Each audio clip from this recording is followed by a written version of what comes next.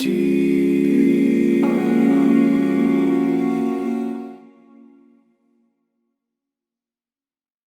up, guys? This is Zain Ahmad, creative director and co-founder at Rasta, which is a South Asian luxury streetwear brand, and you guys are tuning into TPR 10.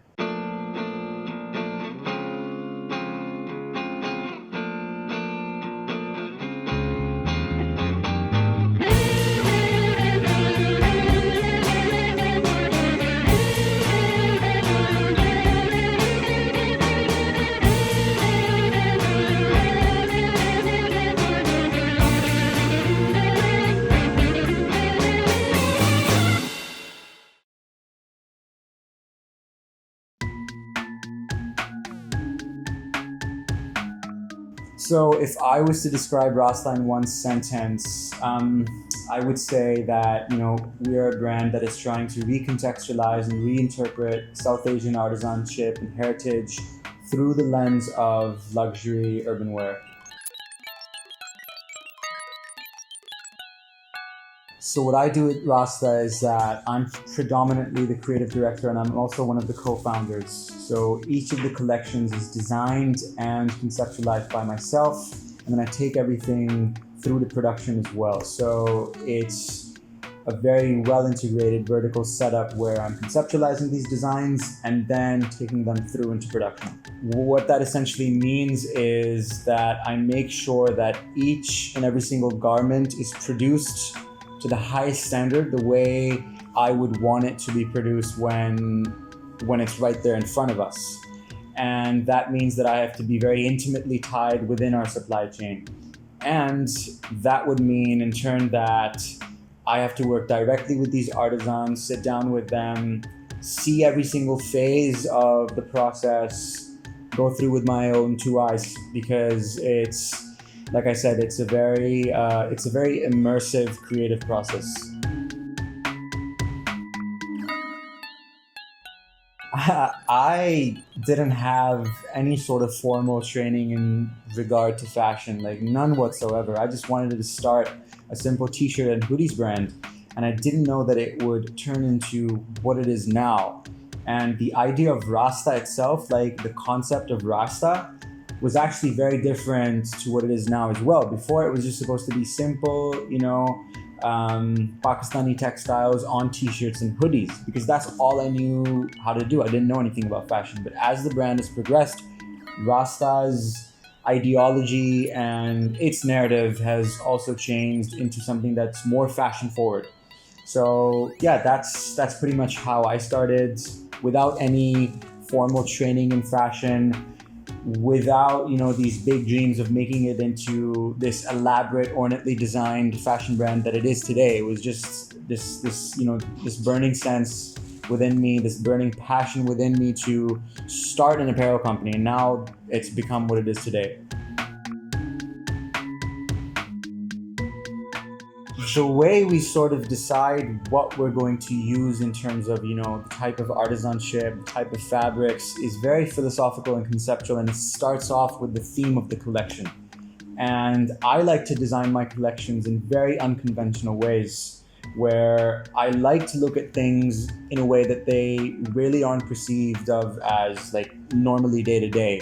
And that means using fabrics that may not be used in fashion, or using prints that are by the book, not supposed to be laid out the way that we've laid them out. So my decision is always based on a gut feeling, what I'm feeling. It's very important for me to get in tune with how I feel, and I think that's my biggest strength, that whenever I sit down to sketch an idea, there's never an intention to sell. There's always an intention to just create from the heart. And when you do that, you often have a mix and match of different styles of artisanship. So it could be block printing paired with, a very interesting style of embroidery that ties in with a very sort of a philosophical theme that has important undertones to it, like an important message. As you guys are going to see with this next collection, there's a very important message behind it, and it's very abstract and philosophical. So that's how I would decide, acha, I want to use block printing or I want to use this. there's always new elements and undertones to it, but we kind of pick up where we left off. So if it's a certain type of silhouette that I didn't get to use with the last collection, but I wanted to use, then I might use it in the next collection. Or if it's a certain kind of fabric that we wanted to use previously, but it just didn't fit in, we'll toss it into the next collection. But after that, I sit down and I really just try and figure out how I'm feeling at that point in time. What is the message that I'm trying to construct over here? And that is where, you know, you do have a blank canvas, because it's about what you're feeling at that very moment. Oftentimes it would involve, you know, references to previous collections, references to previous silhouettes, references to ideas that we've flirted with in the past but never really took into production. So it's an ongoing story. Your next collection is you're never going to reach to where you really want to reach. And I think that's the best part. Even if I design volume 4, there's always going to be something that's left. And then that's going to be completed in the next collection. So it's this ongoing story that we're trying to tell.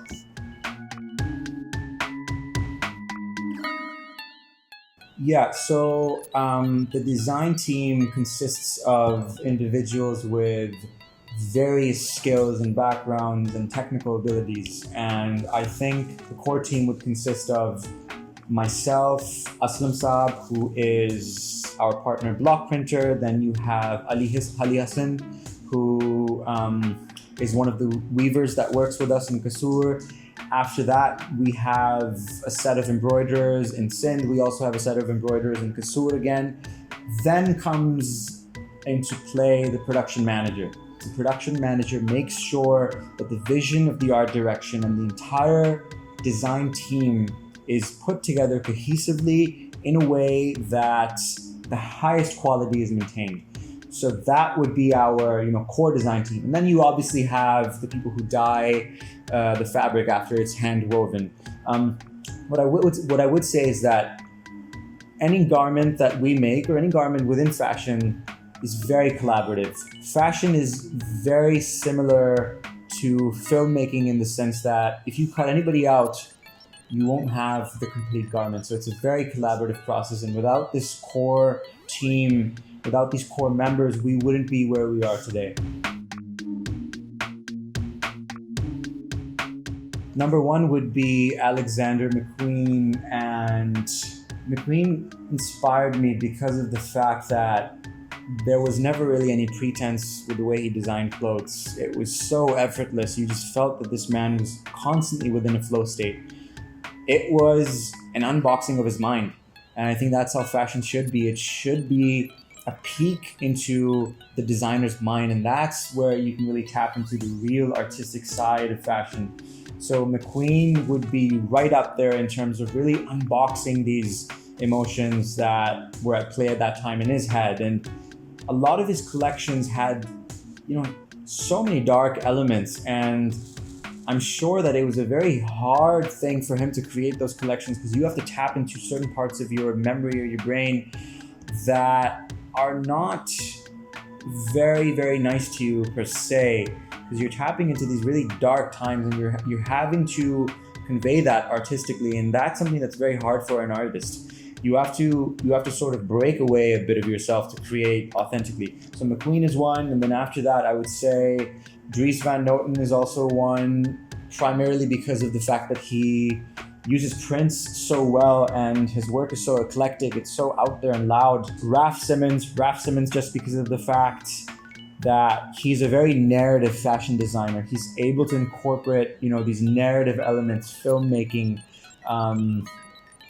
music into his garments in a very subtle and interesting way. And then within streetwear, I think it would have to be, I want to say Bobby Hundred is one, and then Virgil Abloh, because of the fact that he's changed the game. He's changed the way we look at streetwear. We could not have fathomed, we could not have imagined that we would be seeing a black art director at the helm of Louis Vuitton 10, 15, 20 years ago. So he's opened doors for so many young aspiring designers of color. So Virgil is also, right up there in terms of my inspirations. The biggest misconception about Rasta is that we're just sort of an apparel company that makes garments, but that really isn't the case because of the fact that essentially we're trying to tell a story. Essentially, we're trying to create a very unique design aesthetic in a way that really has not been done before, and that means that we spend months and months and months designing these collections. So there is this misconception that, oh, you know what, Rasta is just getting these made products that have already been made from different bazaars in Pakistan and then reselling them.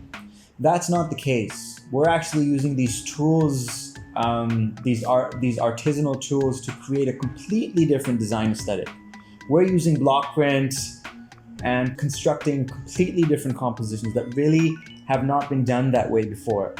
And we're making very limited edition pieces, and we would never remake those. So our costs are going to be very high. The compensation for the artisans is also much, much more than what they would earn working for a brand within Pakistan. If you look at brands in Pakistan, they'll be selling a pair of jeans for 1,500. We're going to pay much more than that for a single yard of fabric. That's where there's a lot of misconception. And we don't even follow trends. Actually, Rasta follows no trends. And even with this next collection, I know that there's stuff that actually might not sell, but it ties in with the theme of the collection, with the story that I'm trying to tell. Despite the fact that I know that it might not sell, I'm making these pieces that are so interesting and different because of the fact that we want to create from the heart, coming from an authentic place. I would say honestly, having so many of these celebrities wearing our clothes, wearing clothes made in Pakistan, where people actually know that these clothes are made in Pakistan, and that bit is celebrated. People like French Montana, that's a big deal. Being featured in Vogue, Forbes, BBC, Hypebeast, and Pakistan's name is at the forefront of that. Pakistan used to be viewed within the global fashion industry as a mere cog within fashion supply chain. These are the guys that just manufacture the clothes, never at the forefront of the conversation in regards to design. So that would be the biggest achievement. In 5 years, I would want Rasta to have a fully vertically integrated design and production studio where everything is done in this massive, studio, state of the art. And, I would love to have a flagship store in, I want to say, New York, also in Lahore. I would love for the Pakistani audience to embrace what we're doing instead of criticizing a lot of the stuff that we do. That's about it. And another thing that I would like to see is that I would like to see the artisans that we work with just really improve their financial situation, which it already has. But I would want to see it go from 0 to 100 to the max, so that we have these stories to share with people that if you do it this way, good things start to happen. So that would be about it.